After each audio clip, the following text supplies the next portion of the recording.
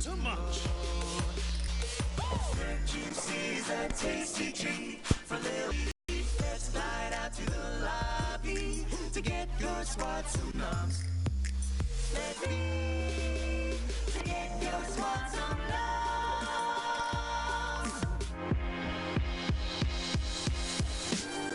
All right, Fortnite fam, we're here for week 9 of the Fortnite World Cup Online Open qualifiers. And just like this Cuddle team leader, we are very excited to be here. The final week of solo competition. Hopefully these players can take a bite out of the competition and really keep it top notch.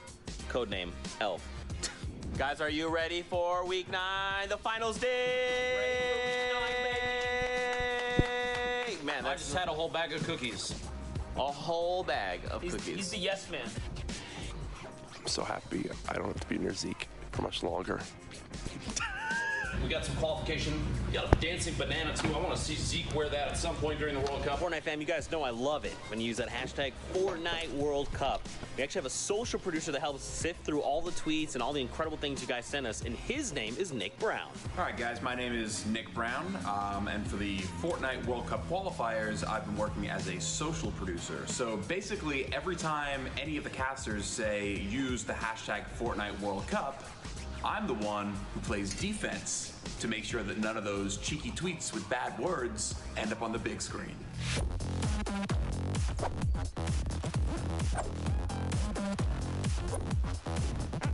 All right, Courage, let's go to the kitchen. Let's get ourselves some food. What we got? Some garlic bread. Is that chicken parmesan? Oh my God, it's chicken parm! Yes! You okay? Do I need to put this one back?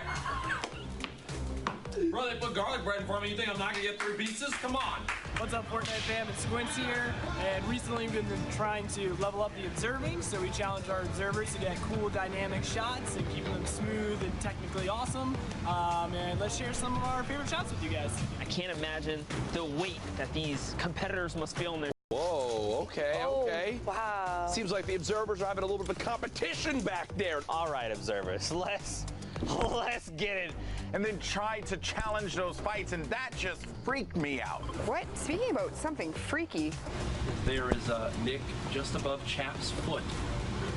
Because apparently that's someone's name in Fortnite. You don't know about that, Jack? No. I mean, you really need to step up your competitive Fortnite knowledge. It's okay though. It's Chap's foot. Like physically, he plays. I hate you. What's up? It's Monster D-Face. What's up? Yo, Monster. You know you're my favorite? Yeah, absolutely. If I told you you were my favorite, would you believe me? Probably not. We all know Sundown's his favorite dance. That's why, dude. Right there. Right there.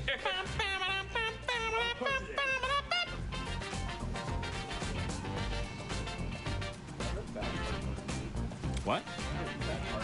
Dude, it messes me up. You know, a lot of people ask me what the best part about replay is. It's got to be working next to GFX Becca. People ask me all the time what the best part about being a graphics operator is.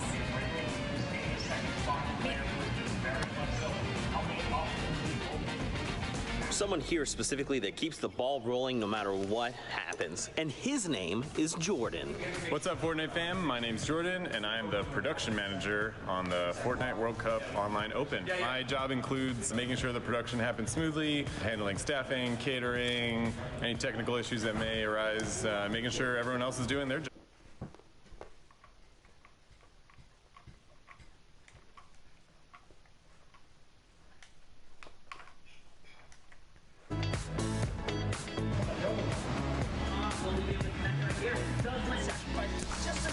Oh my God.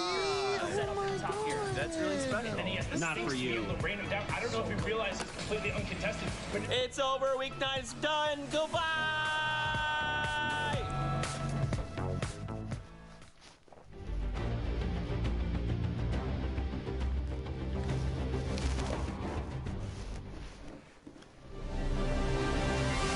Oh, hey there. Sorry, I didn't load in quite fast enough. Hello, welcome back to the Fortnite World Cup Online Open Qualifiers. I'm Zeke, and we are knee-deep in NA East action. Now, the queues are done, so we're going to just take a little bit longer, wrap up, make sure everyone gets out of their games, make sure everything's good, get final standings, and, of course, punch some tickets. But first, what we need is we need some casters. I'm feeling Pookie Face and Bala TW. That sounds pretty good. Let's go with that. I'm about that. It's like you knew we were coming. Whoa, don't call me out. You knew that we were here. Zeke, you need to watch that little advertisement with the slurp juice and everything because you were lagged out in the lobby just then. You need to come right back to us. Bala just, oh my God, Zeke. Pookie. We've got 5 minutes left in the queue. Zeke is just causing havoc on the stage. As per usual, Bala. As per usual. Oh but 5 minutes left, NA East. This is the last opportunity. There's 3 spots up for grabs. Who's going to take it? That's the question. Let's take a look. Games ready? Let's go ahead into the games and get into the action. It is, again, Reverse and Ninja up on high ground and probably what we would expect, the 5th zone here. Yeah, finding a position for them. We already saw a victory royale coming out of this pair, so congratulations to them. They had a 4 elimination victory royale earlier on, so let's see if they'll be able to close this game out. Like you said, we only have 5.5 minutes left to actually queue up for any games in NA East, so this might be their last game. This could be their last game, and we've been watching quite a lot of them, and I've seen some comments also about, you know, how they're just barely out, like, just barely staying in contention, but they have to have such huge games to really push their way all the way up. Oh my goodness, that is very consequential. That edit down right there onto Fuzzy. The pace pushing the contention, trying to get towards the top of that leaderboard. Ninja and Reverse try to get to the top of the mountain. Yeah, and that half wall edit being extremely strong, knowing that their builds were only attached by one small 1x1 and using it to actually take out an opponent. Now we have Liquid Vivid here with 72 hours, both of them looking very good, sitting on, how much is that? 72 points, that's gotta be a good omen. Gotta be good. I mean, 72 hours, 72 points, what could go wrong? Now that we just said that, Bala. Yeah, it's a curse. Jeez. It's a curse. But regardless, I mean, this team has been playing so crazy, both of them. We've seen clutch moments from Vivid. We've seen clutch moments from 72 Hours. Their utility usage is on point today. And really, what I've been seeing, I've been watching a little bit of 72 in the past couple of weeks. He's been just getting progressively better, both mentally and mechanically. He's just been absolutely dominating anytime he plays. Same thing with Vivid, although Vivid qualified in solos in week 1, so had a little bit of pressure relief from him, but right now he is putting it all and making sure that he's going to bring 72 hours to him, or with him, to New York. There you go, English, yeah. Easy peasy. Now, just to your point, you know, with this being a 10-week online open qualifier, we have seen so many duos as well as solo players really improve over the course of 10 weeks. I think that's really been what's been the most exciting and interesting part to me, is seeing the progression, seeing the evolution of all of these players, and know that, you know, they've been putting in the hours, the practice, the scrims, the arenas. They've been working so hard to make it to New York, and like you said with 72 hours, it's certainly paying off for him. It's a combination of all sorts of practice types, arena, customs, pro customs, these games themselves, right? Every single weekend that we're playing, we're gaining more experience. As now players are moving in towards that 6th zone.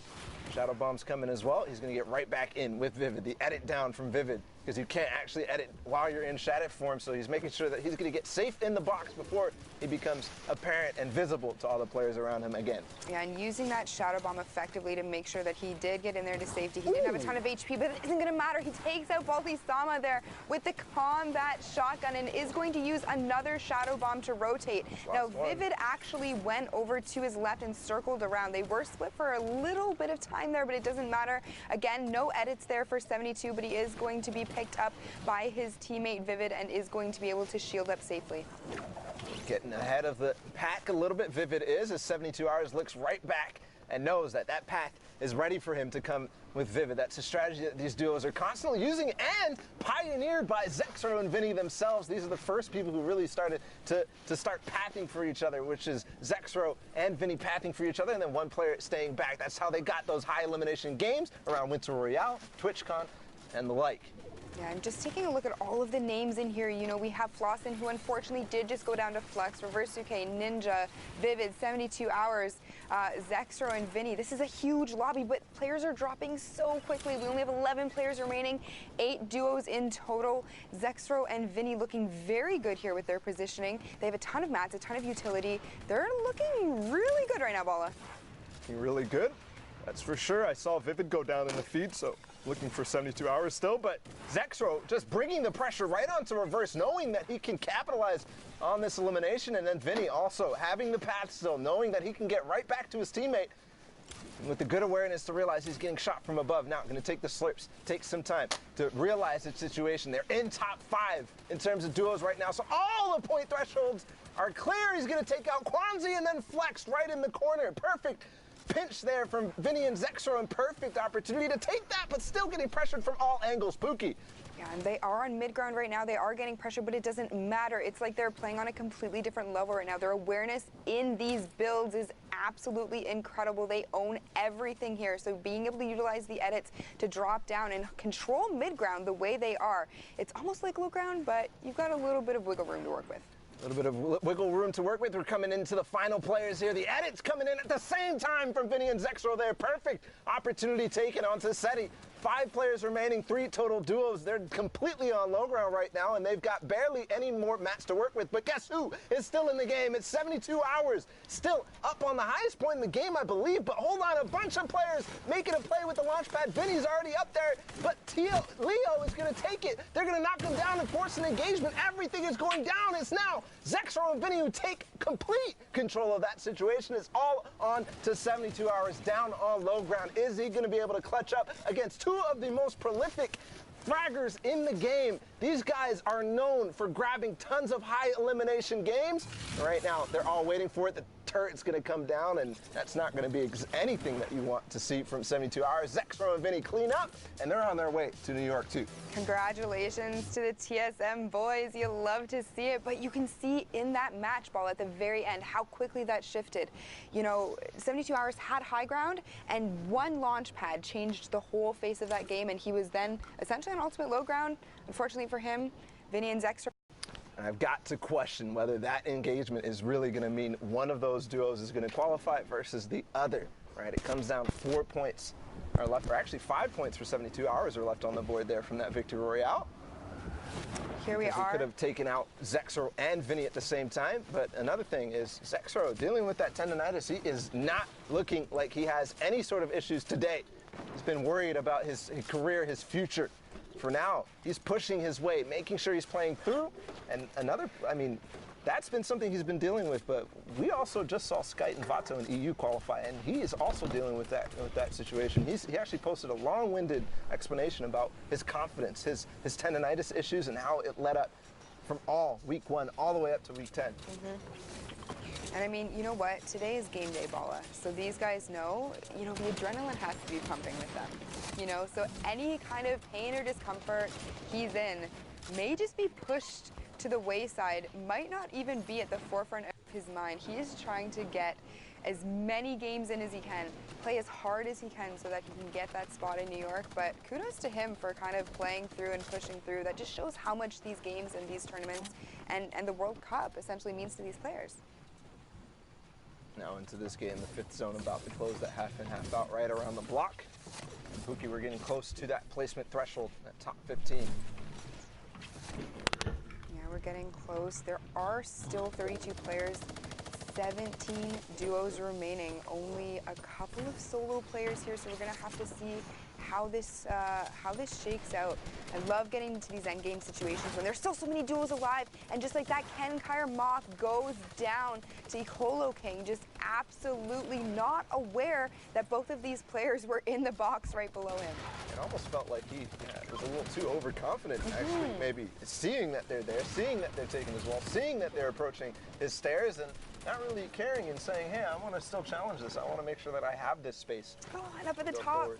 Here we have Outlet and Turkey Lips up there on high ground. Outlet using the combat shotgun there to try and take some shots. Isn't going to connect, but is going to make a play for this high ground up the side of this mountain.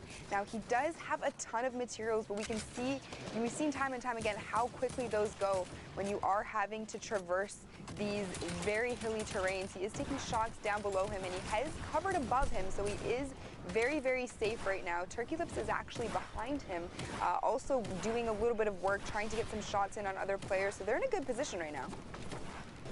That's exactly what they're at. They had so much time off the side of this hill, not finding any eliminations just yet. A perfect opportunity taken, and they tried to get it, but again, remember, queues are closed now for NA East. The 5-minute timer that we talked about earlier is definitely closed up, and now Outlet getting right into the thick of things. He's going to take out Hoax and his duo right away, seeing that opportunity and seizing it. Yeah, and you know what? I don't know if you know this, Bala, but Outlet and I are actually very good friends, and he carries me so many times. So seeing him play like this gives me confidence, and I know that I'm going to have more wins in my future, you know? Well, we know you have a crazy amount of wins, Pookie. Something that I definitely don't have that many wins.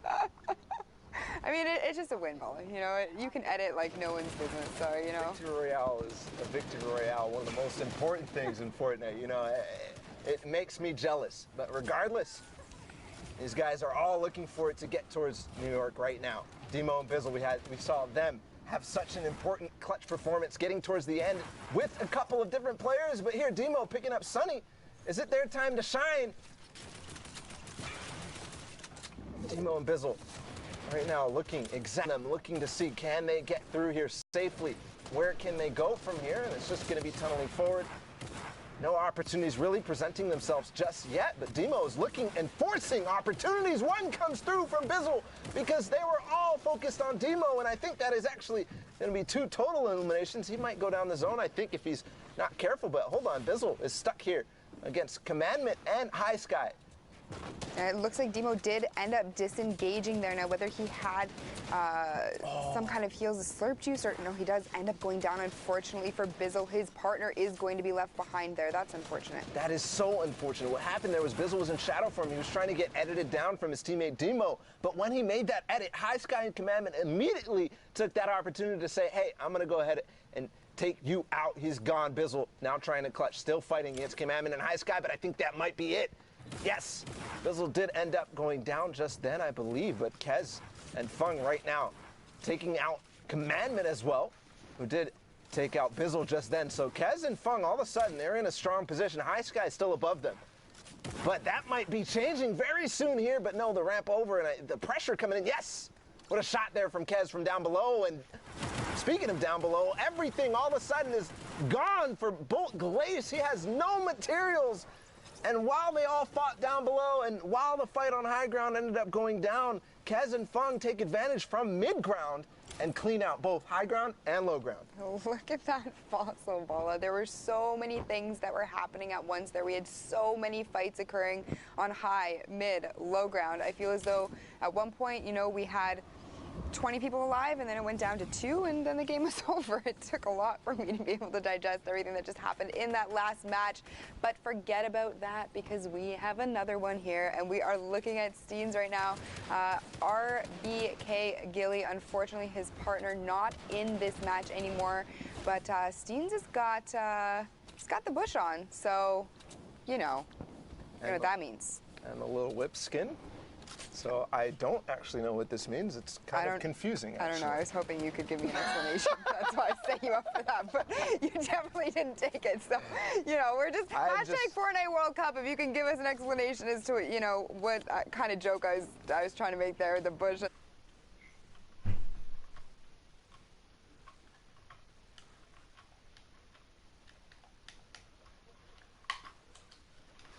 Instance of damage, so he's not very scathed by any of that there, but he's got people dropping into his 1x1s here, really being aggressive, but it doesn't matter because he gets the flick shot off on Apex Strudels. He goes down, and now he's going to look for his partner, who also made the mistake of coming into his box as well. So Aggro and his partner just completely obliterated by Steens.